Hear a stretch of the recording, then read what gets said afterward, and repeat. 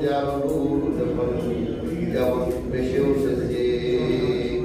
এই জন্য আল্লাহর নবী বলেন নূর হয়ে যাবে, দুনিয়ার মধ্যেও চেহারার মধ্যে নূর হবে, আর মৃত্যু হওয়ার পরে তার কবরটা হয়ে যাবে অন্ধকার দুর্বিঘ্ন হয়ে যাবে।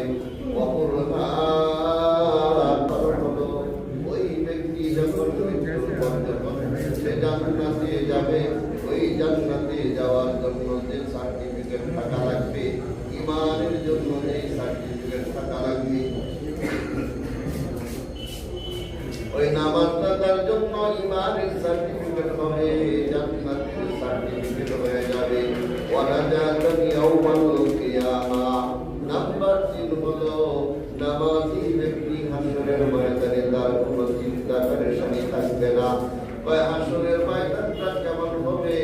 কয় সূর্যটা মাথার অর্ধ হাত উপরে চলে আসবে, নিচের জমিনটা তামা হবে, মানুষগুলি খৎনাবিহীন অবস্থায় উলঙ্গ অবস্থায় খালি পায়ে হাসরের ময়দানে থাকবে।